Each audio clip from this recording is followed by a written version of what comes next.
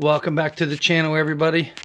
Working on a race car here, and I wanted to show you something. We run the GM Quad 4, and I want to show you underneath this thing, and there is not a single drop of oil on the floor. Absolutely none. Now, if you run these motors, you'll know they're kind of famous for oil leaks, but we found a way to eliminate that, and I'm going to show you what I did right here. Now, because we're on a budget, I actually reuse all the gaskets in the motor, except for the head gasket. Anytime I build a new motor, I always put a new head gasket on. You have to.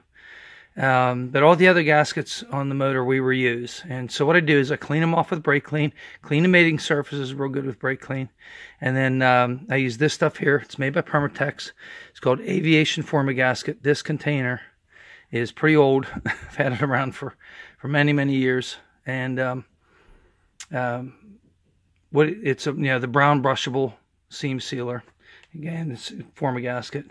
And what I do is after cleaning the gasket and the mating surfaces, I brush a little bit of this on the mating surfaces, install the gasket, and then install the part. And it does an amazing job of sealing the motor. The real trick to this is after you do this, you absolutely do not want to expose this to any oil or fluids or anything like that.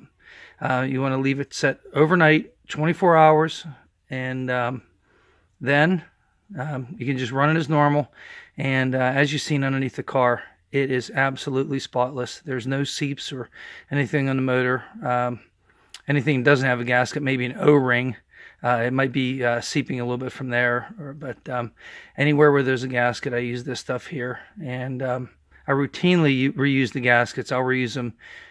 Some of them that are on the motor now, I've reused them 2 and 3 times over the years, and absolutely no leaks. So it makes it a lot nicer for working on the car. And I don't like to get my hands dirty anymore. When I was younger, I would just slog into it. Who cares? But getting a little older, trying to get a little more sophisticated as I get older. So this is the stuff that I use to just be a little more professional, make the motor a little cleaner, and it's a little more of a pleasure to work on. Well, if you like what you've seen here, go ahead and hit the thumbs up, and go ahead and subscribe, and be watching the channel for more hopefully useful content. If you have any constructive comments on how I could make the videos better, I'd invite you to go ahead and leave those below. I appreciate you guys watching. Have a great day.